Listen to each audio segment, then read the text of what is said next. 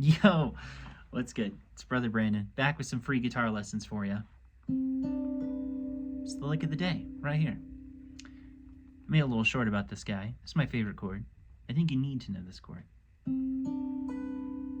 Top 5 essential chords for modern guitar playing, right here. 5 on G, 3 on B, 7 on E. I'm just playing this with my fingers. No pick today. So to me, C, D, E, 5, 3, 7, or 1, 2, 7 is the scale degrees, because C, D, B. And can you sing it? You know, that's super good for you, just to get the sound not only, you know, on the guitar, but out of your body as well, in your mind. Feel it in your brain. C, D, B. And I should mention, it's really not about being the best singer whenever I'm like singing, because obviously I'm not great at singing in tune, but it's more just about connecting this muscle, singing to your fingers. Bum, bum, bum. Because then if you wanted to move it up, you could still sing bum, ba, da, bum, ba, ba, you know what I mean? It's like, that's so good for your playing. And I think just building that muscle between think it, sing it, play it, think it, say it, play it is so valuable, especially for kids who are coming up and haven't really spent a lot of time doing that. Shout out Brad Kang. I remember taking lessons from Brad Kang, great guitar player. I think he's out of New York City now, but it was back in Denton, back in the day when we all went to North Texas. And I remember taking a lesson from him, and among many things, that was one of the things that he suggested to me, is that I try to kind of take some time, you know, months, years, he suggested, to like try and really work on singing, like whatever you're playing, because if you're doing that, then you kind of play whatever you want. If you think about it, if you could sing it, then you could play it. So work on that alone. That's a pretty good lesson. Alrighty, that might be another lesson in general for another video, but we're moving on. So I think about moving it up through the scale, because I said this is C major, right? If not, I did now. And it's just fun for me to kind of take a shape through the scale and find all the cool chordal ideas. And two, like finding the shapes that are the same. I think that's a pretty good guitar hack. Like there's always places where you can play the same shape and it doesn't have to like change shape. I'm talking like with your fingers. Like this is a different chord shape, right? Like this is 7, 5, 8, which is great for D minor, right? Because this is C major. This is D minor. You know, that's super fun, super cool. Already sounds like music. We have D, E, and C, because we're just moving 1, 2, and 7 up the scale for the chord.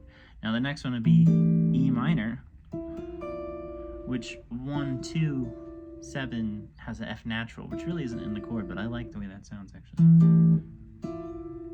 Super cool. Kind of, it's got that rub, the 4/3 rub. They do that in Nashville all the time.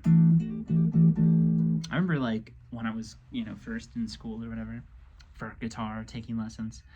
You know, I remember they removed the 4th from the scale. That was like one of the first things I remember was like, that's a bad note. I also remember, shout out Dustin Fleming. I think about this dude a lot. We have like a very similar career. I see his, anywhere his band plays, my band plays like 4 months afterwards, which is a cool thing. I love that. I haven't seen him in so long, but I'm like, oh dude, that was my first guitar teacher, really. And I remember I used to play chords like that all the time.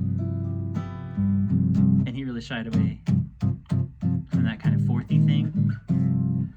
He would tell me that was wrong, you know, when I was a kid. And I'm like, okay, yeah, I won't play the 4th. And then I remember, this is kind of a rant, but I remember taking lessons with this guy, Bruce Saunders, and he is the guitar teacher at Berkeley. I don't think he is anymore. If he is, good for you, bro. You were great. He kicked my ass in a good way on the guitar. But yeah, like I remember him teaching me like hexatonic scales, right, amongst a lot of other things. Was like you just kind of play like the scale with no 4. You could add the 7 if you wanted, I guess, but ideally it was like, you know, just the scale without the 4 kind of a thing. for me, from my perception later on. So when I was younger, I was told that was wrong. And then whenever I moved, to Denton and started studying, like, with all these great players and hearing kind of more like Texas country, gospel, church music, like more Southern kind of stuff. I started hearing that sound a lot. I started hearing it like maybe like this. It's maybe the first place I ever heard it, which is, like G with a D and a C. You do it like that, I guess, if you wanted to use the same chord shape. That's fun. So yeah, like, put the 4 in the chord. It sounds pretty cool. Even in this context, technically it's the flat 9, I guess, but that sounds so cool to me. And if you put C in the bass, that's fine to me. It's a beautiful sound. It's kind of like an F chord mixed with the C chord. It's kind of that church sound. It's a lot of different things. I love that. We're only on the 3rd chord, my goodness. Anyways, here's F. I like this one a lot. It's the same one as the first one, right? So we went from 9, 6, 10 for E minor, and we're taking that same shape as the first one and just moving it F, G, E, 10, 8, 12, right? I like that.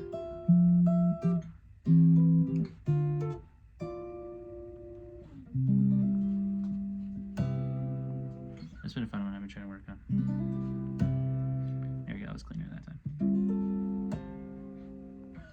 Do you see what I'm doing? I'll do it one more time.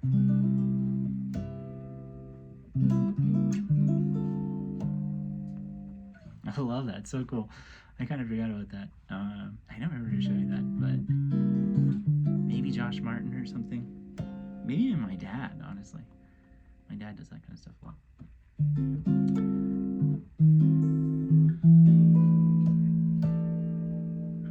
Okay, anyways, I'll explain it.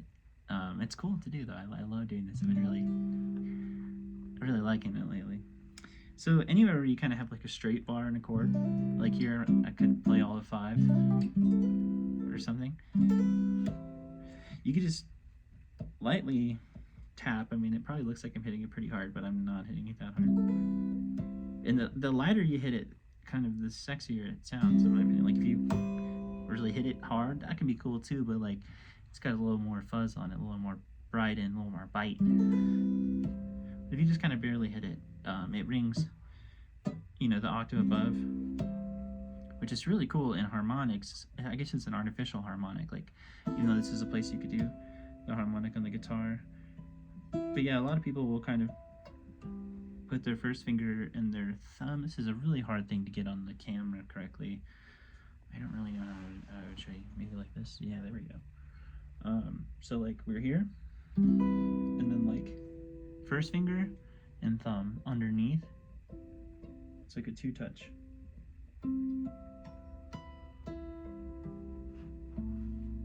There you go.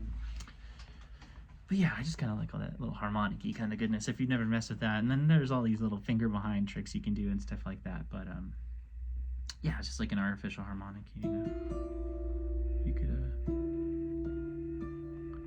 do it like that, whatever. But yeah, I really like this shape. This is a really cool shape. I'm having so much fun just talking about it, just playing just this idea. I really haven't played too much else other than this. This is a great A minor. Right here. G, A, and F. Or I'm sorry, this is G. Same shape though. Going up for A. A, B, and G. G, A, and F. See, that's really the G chord sound here. But I kind of liked this one that I showed you. I haven't really thought about trying to superimpose these other cool chords with other bass notes. That's a really cool G chord. But keep that in mind if you never thought about that.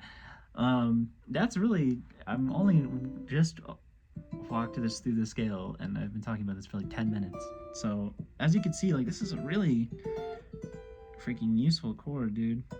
And this is a B diminished one, this one that I keep playing over here, with the G in the bass. Which if you don't know, like a G half diminished, with the G in the bass, like that's gold, dude.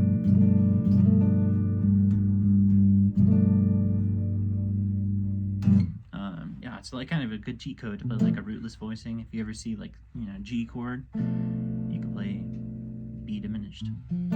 So that same concept applies with like any kind of chord scale kind of idea that you're walking through. Anywhere where you get to the B diminished voicing, you could always kind of play it as a G, and that unlocks a lot of cool opportunities, I think. You know, like if you know this, like it's the Stella chord, could be a G chord, right? I don't know. That's fun. I forget who taught me that, but anytime there's a dominant chord, you could play the third of that chord as a half diminished chord, and then it works.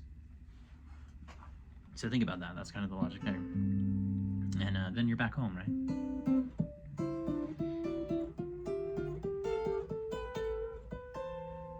That's super fun. We love that. Okay, I'm going to talk about one or two more things. So that's just moving that idea up through the scale. If you're confused, I'm just moving it through the scale. And that's one of my favorite things to do ever, is just to find a shape that I really like and just move it through a scale. You know, it's cool too to like pick a different key and then move that same idea into a different key. Like, can you do E flat major maybe? You know what I mean? Like, how many, can you do it on 12 keys? You should. It's not that hard. And if you can't, that means you need to learn your keys, right? But that's not that hard either. There's only 12. So do one a day, and you'll get it. You'll get it quick. I like to move it around like that, where I'm moving it in thirds and fourths and stuff like that. I think that's really cool. Anyways, yeah, so if you haven't messed with that, I would check that out. With the thing I really like about this voicing, and the way I remember learning it, which is not the way that I totally taught you, is like this. Make sure I get it right before I play it all. Weird. Let me look it up, because I forget what it's called. I'm sorry. This is the first on the guitar lessons.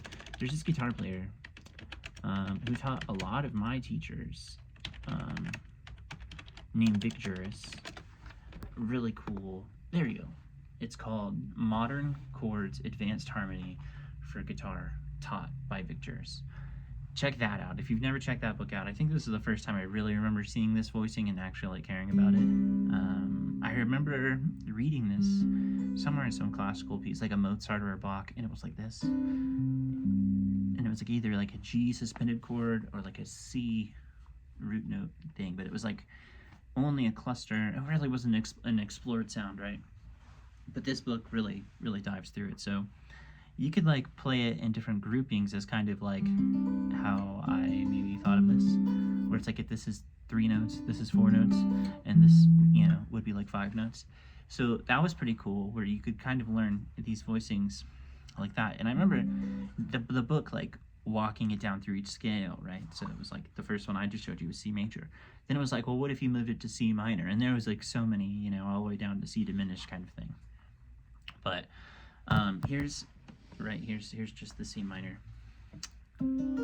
idea, right? So we were here, and if we're doing 1, 2, 7, it's now 1, 2 flat 7 because we're in minor, right? And then this would be for D because there's E flat, right? And then E flat major because 6 to 1, right? And then 2, and then 3, yeah, because A flat. So, etc., etc. Move it through all the scales and all of the keys, because you could just move like one note, you know what I mean? I remember that was kind of like that book, this particular book I'm talking about, Modern Chord Advanced Harmony for Guitar. I remember it talking about harmonic major a lot, and that was a sound I had like heard of, I guess. It was like, ooh, it was mystical, you know, and it is mystical. It's very cool. If you don't know what it is, it's just like forget A natural in the key of C and turn it into A flat, which I think maybe I've talked about that before. Maybe it was on a live stream or something, but if you add notes or change notes in your scale, like creating synthetic scales, you can come up with a lot of cool chords like that chord scale. If you were to walk it through, you know, this one stays the same, right? This one's the same. And it could even be this, and then you get to the A flat, right? So that's like now a G. That's altered, super crazy altered sound. So like if you were to walk through the chords, C major, augmented, D half diminished, you got the Hendrix chord, which sounds way cool with that. That's what I liked. I think I was playing it minor as like a pretty sound, but playing it dominant 7, sharp 9, flat 9. Whoa, that's a big boy sound. So I love that. That's a really cool E7 voicing. I've never thought about that. And I guess I have, because I've played this before, but never in this context, where I'm just blowing my own mind right now. And, you know, I love that kind of stuff, where it's just like, oh, I'm just walking it through the chord scale, and you're like, wait, that's a sick voicing for the Hendrix chord. Here you get to the flat 9, you know, etc. So walk it through the scales, right? You really, you know, you have to map it out on the fretboard, you got to draw it out, whatever, right? Like, that's totally fine. I'm just going to show you, like, if you've never just, like, you know, drawn out the fretboard, then you're good.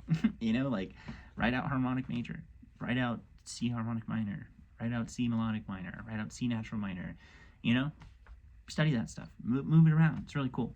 Okay, last thing I wanted to talk about was, so just work it through whatever, you know, figure out the shapes, then move it through all 12 keys in the major scale, then move it through all the other scales and all 12 keys, okay? So step 3 is now, like, trying to come up with, like, if this is just a chord to you, you're not really taking it to the fullest level, right? To me, I think Horsespray showed me this first. I'm not even sure, because I also remember this other dude. I can't even remember his name. I'm blanking right now, but that's okay. Whatever. I remember this other dude. Shout out Horace and this other guy. Lane Garner? Lance? I think it's Lane. I remember taking a lesson with him. I haven't seen him around in a minute. But he was talking about trying to play all your arpeggios in, like, groupings, which I totally had already shed at that point. You know, like doing 1, 2, 3, 4, 1, 2, 3, 4, or 1, 2, 3, 4, 5, 1, 2, 3, 4, 5, right? Just like playing them in groupings. And inside of that lives this pretty cool 5 grouping. C, or B, C, E, G, B. Right? That's so cool. And then, like, again, I like to do this where, like, if you see C, and you know that these kind of shapes work, right? You can just kind of run them through. And I love doing that. Because I think that's pretty cool. Like, if you're just, you know, playing C, if you kind of run through multiple chords pretty quickly, and this is really where, like, the term superimposition, transposition comes in, where you're, like, superimposing a thing. That's what I'm trying to say. Where, like, superimposing comes over, where, like, you could start putting some really crazy triads on top of your stuff if you kind of, like, understand this concept. But we're just moving it. We're putting the, you know, the major scale arpeggios in groupings of 5 over, just all over C, C, C, you know? Check that out. That's pretty fun too. So, like, if you haven't drilled that of just, like, figuring out that you can do, like, 1, 2, 3, 1, 2, 3, 4, 1, 2, 3, 4, 5, right? That you could play, like, your arpeggios and kind of, like, number groupings. Players like Eric Johnson and Eric Gales and Joe Bonamassa do that all day long with the pentatonic scale. That's, like, a whole nother lesson. But you know, they'll be, like, sequencing, like, 1, 2, 3, 4, 5, 1, 2, 3, 4, 5, 1, 2, 3, 4, 5, 1, 2, 3, 4, 1, 2, 3, 4, 1, 2, 3, 4, 5. It's like all these kind of number combinations, because they, like, know the the scales and the fingerings of this stuff, and then they're just kind of like, you know what I mean? So think about that. Like if you just kind of learn the scale and the concepts and the chords, then you can really start like messing with the rhythms of your ideas. You know, like if it's a grouping of 5, like you could play like 1 2 3 4 5, 1 2 3 4 5, 1 2 3 4 5. Sorry. Right, 1 2 3 4 5, 1 2 3 4 5, 1 2 3 4 5, 1 2 3 4 5. Putting 5 notes into the quarter note, you know, but you could do like 1 and a 2 E and a 3 E and a 4 E and a 1 E and a, you know, 1 2 3 4 5 6. You could change the grouping, and you could still play it in 16th notes, like 1 E and a. So even though it's a grouping of 6 or a grouping of 5, you could still use 16th notes. That's kind of what I'm trying to get across there. But yeah, that's a fun thing to do. It sounds cool too. I think it's a pretty shred, you know, like turn the gas on kind of thing. I mean, there's not like a ton of like kind of like really shreddy arsenal licks out there, in my opinion. You know, there's like all the kind of like standard pentatonic-y ones like I was just talking about, but like, you know, it's a really kind of like unlock the shred or whatever. I would work on that, you know, like, can you play your scales and like up and down chord scales? Can you play voicings as licks? Can you play chords as arpeggios? Can you sequence the arpeggios and turn them into lines? Like, that's really where you start and get in the goods. So yeah, be sure to pick up your guitar, be sure to practice. If you got a gig, plug in for a little bit. Don't sound like crap on the gig. I've been seeing a lot of that lately. I've been seeing a lot of these kids that are like getting these gigs, and I'm like, that's how you sound and you get these gigs? Yikes. So yeah, be sure to play the guitar for a couple hours, you know, if you're really out there being a professional. Yeah, that's the truth, honestly. And if you're not a professional, that's totally fine too. Like, practice an hour a day, play 15 minutes a day. You know, I don't really care. That's totally fine. You do that. But if that's your job, please play the guitar like it owes you money, because it does. I see a lot of cats out there just like content and not practicing and not learning and not growing and not spending the time on their instrument, and just talking shit on the internet. So yeah, sound good. Do your homework. Learn some freaking guitar, dude, bro. Hit the like button if you made it this far. Sushi emoji in the chat. I'll send you something cool. But yeah, big love, like and subscribe. Bye.